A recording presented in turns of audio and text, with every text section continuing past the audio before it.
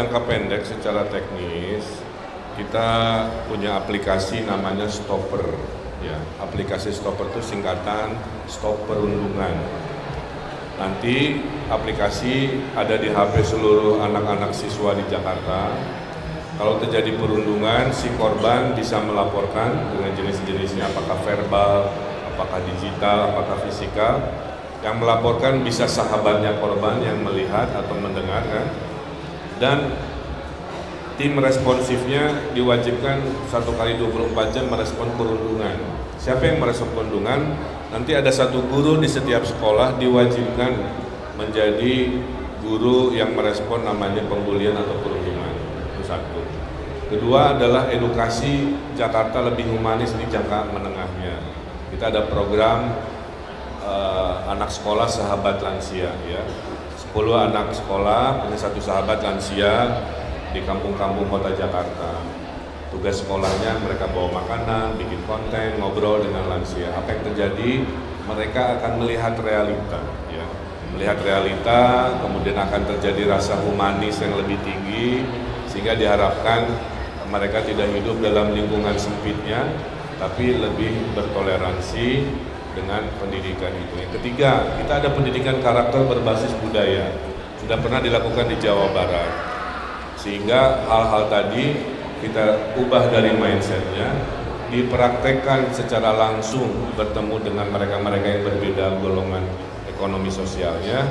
Secara teknis digital disiapkan negara responsif hadir untuk masalah perundungan atau pembulian di sekolah. Kang Emil itu sudah terpilih menjadi Gubernur Jakarta. Kang Emil akan memilih cara seperti apa untuk memimpin Jakarta? Apa mungkin karena Mas Pram bilang itu akan lebih tegas dari Pak Ahok? Apa memang orang Jakarta itu susah diaturkah atau seperti apa menurut Kang Emil?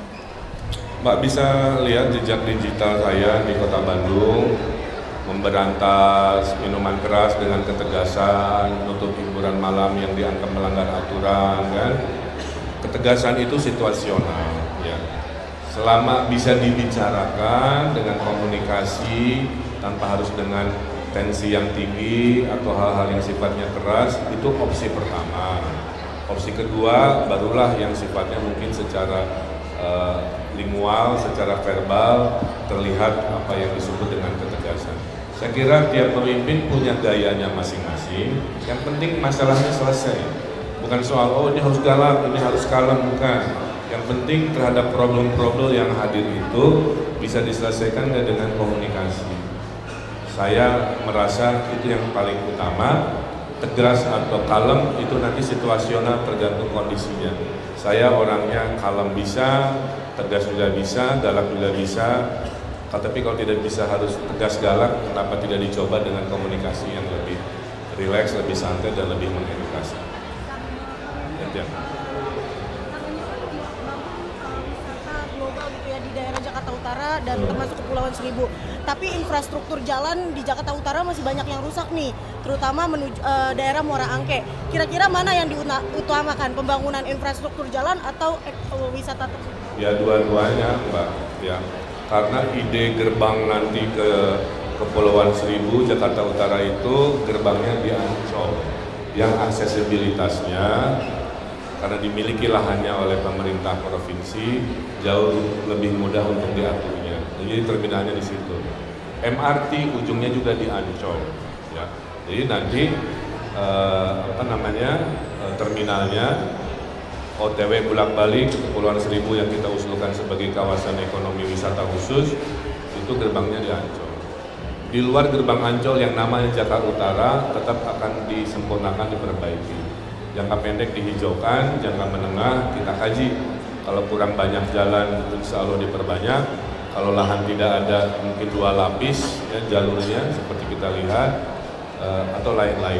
Tapi menurut saya pembangunan Jakarta yang paling logis adalah ke utara. Timur sudah habis lahannya, barat sudah habis, selatan sudah habis.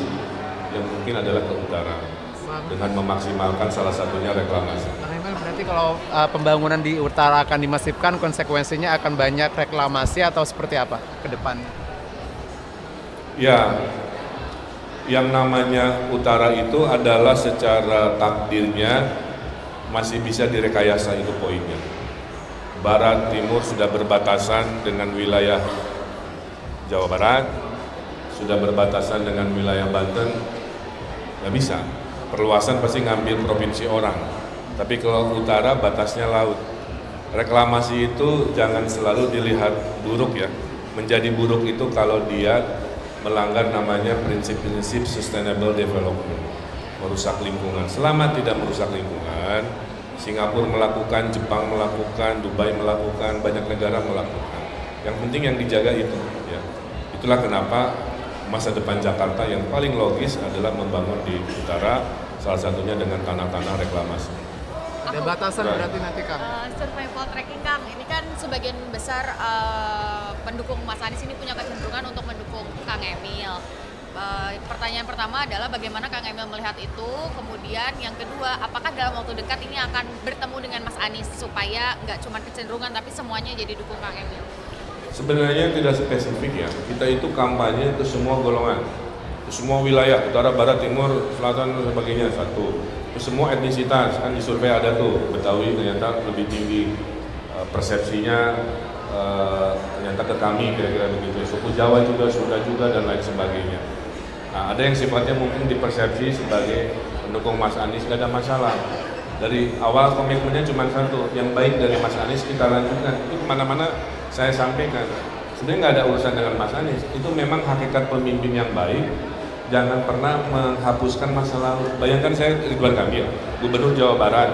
Tiba-tiba Gubernur baru Jawa Barat nanti menghapus yang kebaikan yang sudah dilakukan, saya juga sedih kan. Nah, artinya saya juga tidak mau hal terjadi ke saya di Jawa Barat, maka saya juga akan melakukan hal kebaikan di Jakarta, yaitu yang bagus dari Pak Anies, Pak Ahok, semua dipertahankan kan gitu ya. Khusus yang tadi segmen Pak Anies, ya tentunya kita lihat psikologisnya. Kalau ternyata surveinya banyak ke kami, ya alhamdulillah.